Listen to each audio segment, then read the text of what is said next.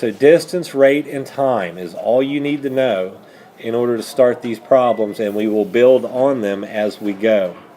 I have an air traffic control simulator program, if I can find it in my 4 million files I have on my drive, where you can choose the altitude, or not the altitude, but the speed, the aircraft, and you can put the whole thing in motion on a radar and to determine if what you told the airplanes to do will work out in real life. And if they get too close to each other, they will start blinking, which means you've put them too close. Alright, so here we go. In all of these problems that we're going to do, at least today, you have 6 speed options that range from 260 to 520. These will not appear again, so if you want them, you should copy them down. There is a lowest possible speed that a plane can go without falling out of the sky. It's not a hovercraft, although the military does have jets that can hover and then take off. But these are passenger jets that we're dealing with. And 520 miles per hour will be the highest. In between, you have different options. We will have problems at which you have to find the lowest possible speed a plane can go and still overtake another one with a comfortable spacing in between. Here's a basic problem. We have 2 jets, and I've stolen these planes off of the internet. They are called PNG files because their background is transparent. See how I can move it over stuff and it doesn't black anything out? This one just happens to be Air Force One. So, and in real life there are 2 Air Force Ones, but it's kind of hard to tell what they are when you zoom them down. So we'll just say these are passenger jets. This one, the nose of the aircraft will be on the hash mark, so keep that in mind. And then we'll put this one here. These airplanes have to have call signs. You just don't point and say, hey you got to go over here. They use radios.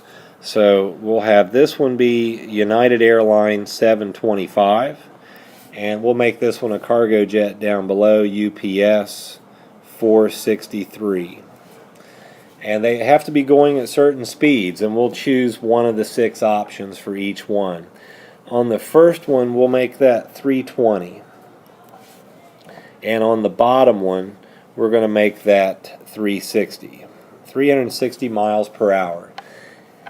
And the first opening screen here is just going to be an investigative type of analysis to see what happens when they're going at these speeds.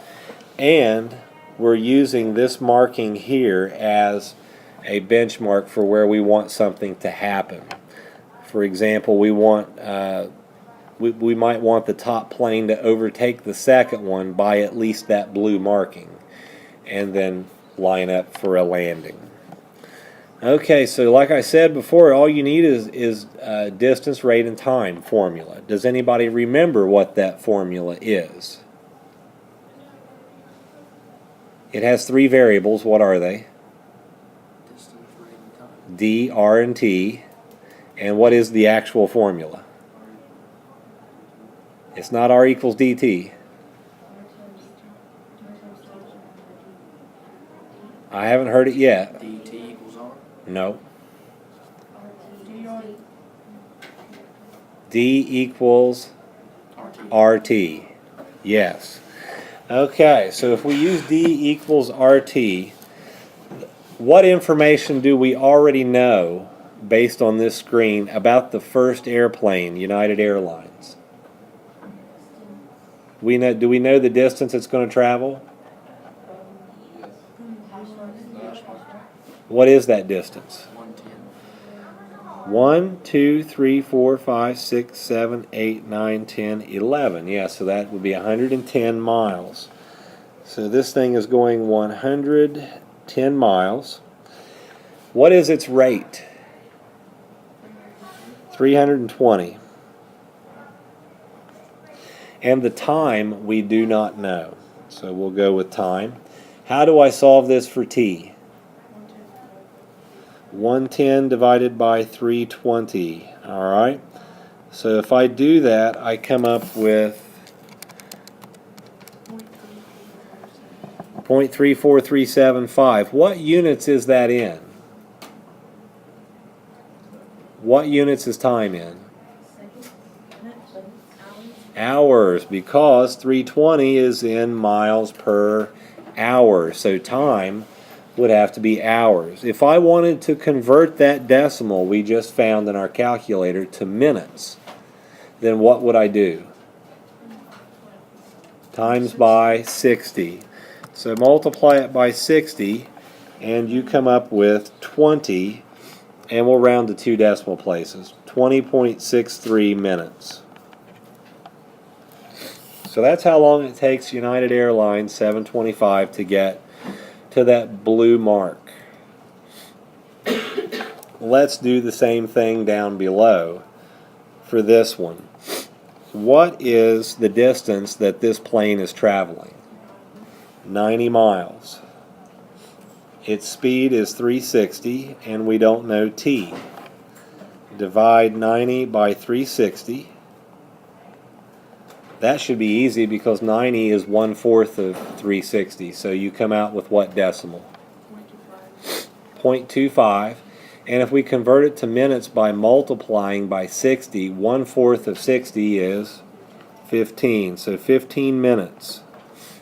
Which plane reaches the blue mark first? UPS. It reaches the blue mark at 15 minutes. Okay. But let's create a problem now. For some reason, we need to have United Airlines 320 in front of UPS 463. Now, without doing any math at all, you could say, well, let's just move that thing to 520 miles per hour and burn a bunch of fuel just to get that thing in front of it. But don't waste fuel when fuel wasting is not necessary. You have 6 options to choose from. Of course, 260 and 320 are not an option for the United Airlines plane because it's not going to overtake the other one.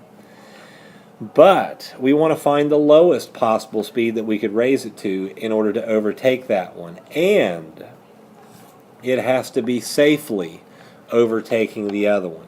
This is not the military. We're not doing a refueling where they're like 100 feet apart. That's not safe. So the distance that you must maintain between these 2 passenger jets, we're going to say, is going to be 10 miles.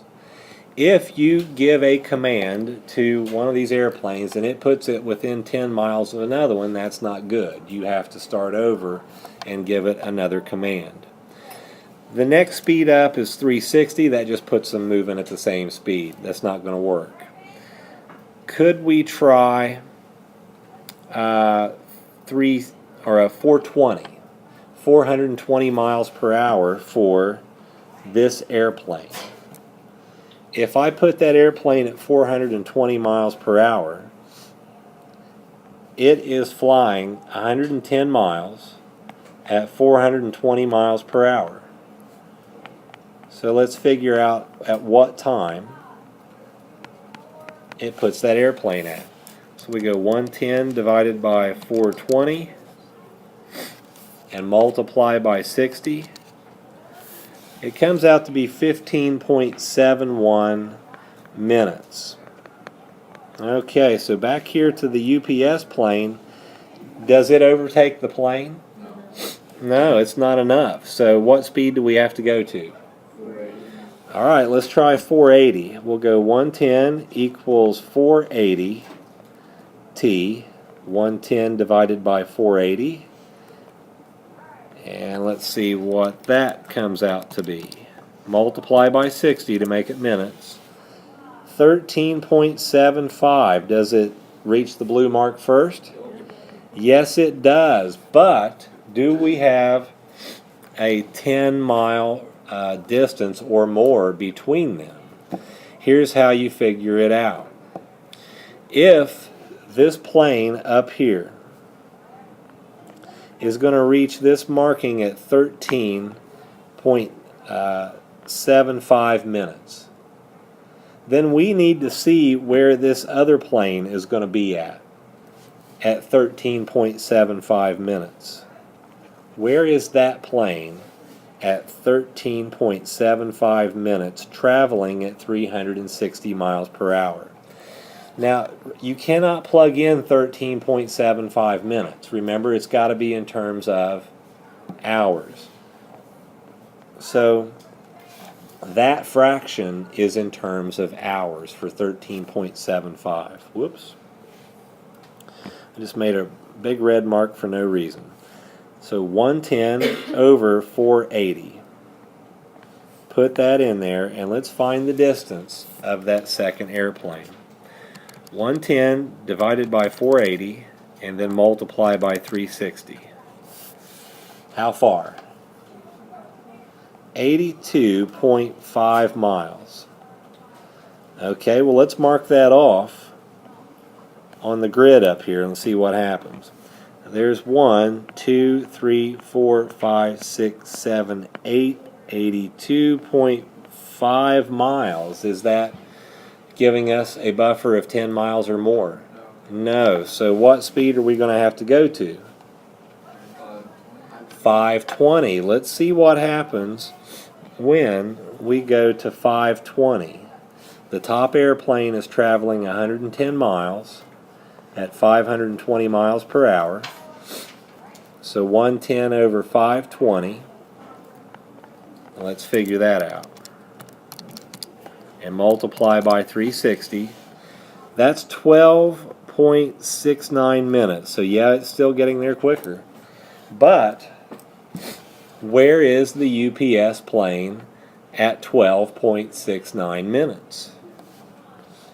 So we got to come down here and do this same thing again, except it's going to be 360 miles per hour times that, which represents the 12.69 minutes.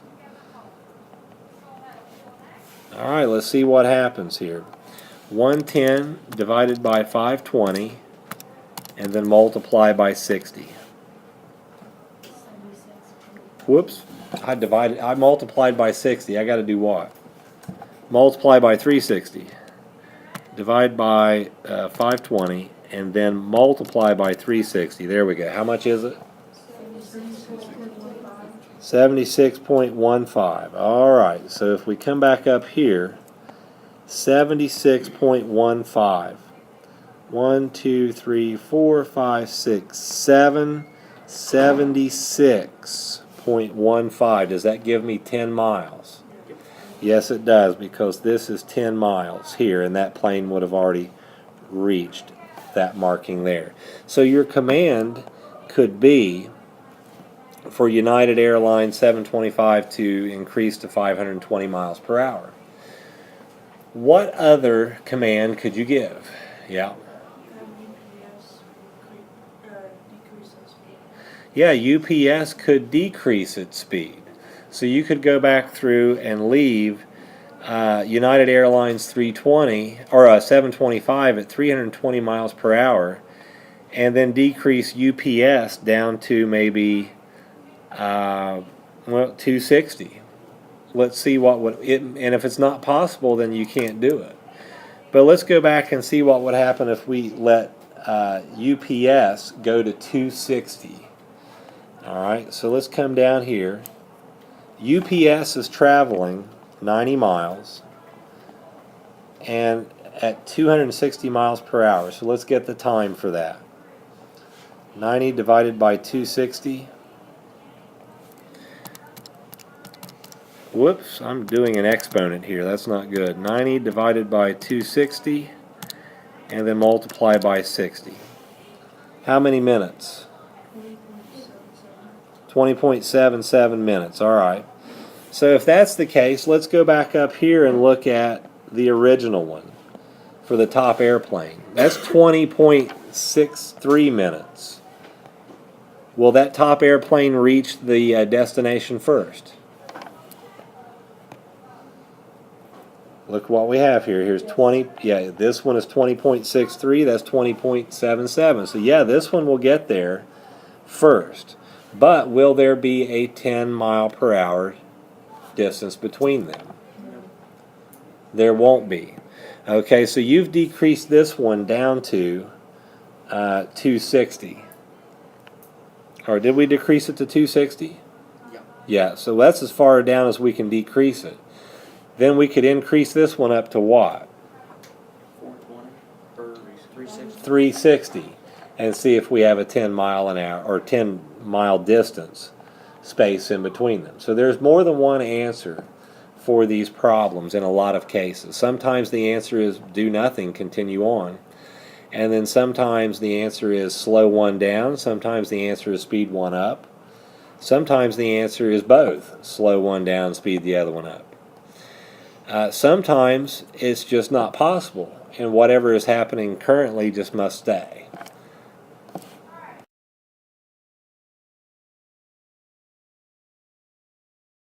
So here's your scenario. You have your two planes, and what we want to figure out is if this plane here is going to be able to make it to this marking before the other plane at the current speeds that they have and still have that 10-mile zone in between them. If not, what direction would you give and which plane would you give it to? So what's the first thing we have to do with this? Figure out how long it would take them initially to get there. Yeah. The initial thing, the time. We'll find the time for both of them. So what's the distance for the top plane? I'll take your word for it and not count it. 120. All right, so and it's at 0, and it goes to there, so it's given to you on the nose of the plane. So we'll go 120, and then the speed is 420, and then we have t. And I think you don't need me to write out these steps on the screen. We'll just go straight to t. And you'll know that you have to do 120 divided by 420 and multiply by 60. So we come up with 17.14 minutes. Okay, we know that. On the bottom, the distance is 80 and the speed is 320. So we have to do 80 divided by 320, which is a quarter. And 15 minutes. All right, so t is 15 minutes. Okay, so the top one, it doesn't make it there first, does it? It's not going to happen. All right, so we have a difference of about almost 2.25 minutes difference between those airplanes. We want the top one, if possible, to overtake the second one and have that 10-mile zone by the time they get to that blue marking. What can I do?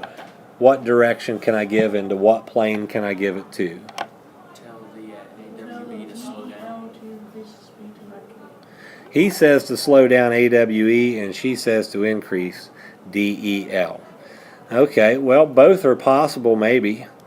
So how about we can only do one at a time, so let's try increasing the top one.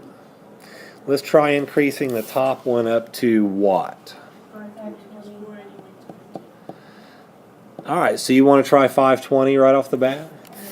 Okay, so we'll try 520, and if we do 520, then that's going to be 120 equals 520t, and that would give me a time. Let's see, 120 divided by 520 times 60 would be 1385.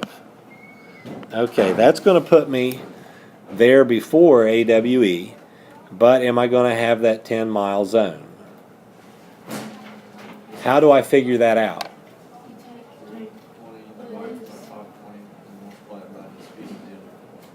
Yeah, we need this time in for which plane? That is the first plane. Okay, yeah. So where do I want to put this speed? You're gonna put it in parentheses. But for which plane? For the second. Second plane. okay. Yes, yes. I got it back. So we're going to put the 13.85 minutes in for the second plane. But you can't use 13.85. What you're going to have to do is you're going to need the 120 over 520. And we'll still use the 320 speed for the second plane. So 120 divided by 520 and then times 320 will give me 73. Let's see, 73.85 miles. Is that going to be within 10? No. So if I increase that top one up to 520, that's not going to happen. Here is an added attraction. We do not want to waste what? Fuel. So we want to have the most reasonable commands possible. And upping that to 520 is not even going to work anyway. So what could I do? Decrease AWE to what? 260. 260. Okay, so if we go 260 on that, that's going to be 80 equals 260T. And if that's the case, let's find those minutes. Alright, whoops, I hit the wrong button, I guess.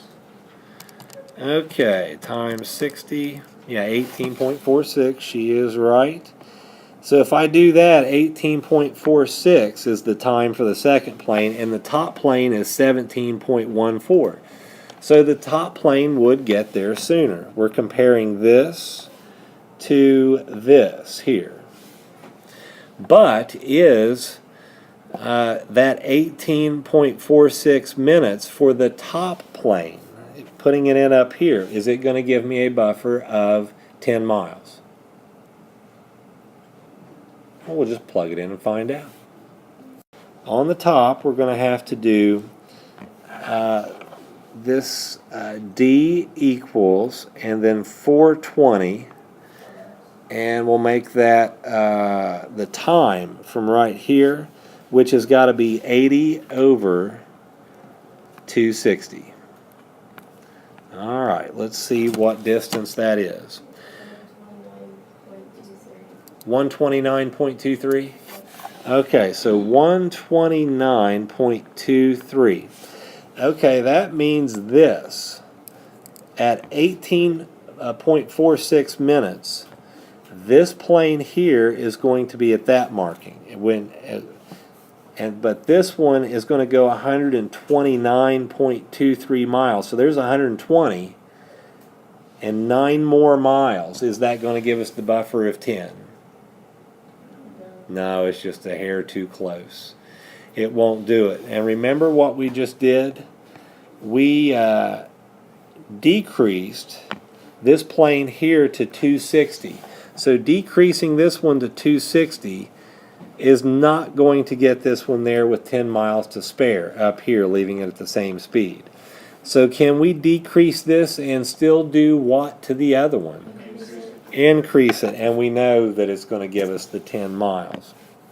So our directions for AWE will be to go to 260, and our directions for DEL are going to be to go to 480.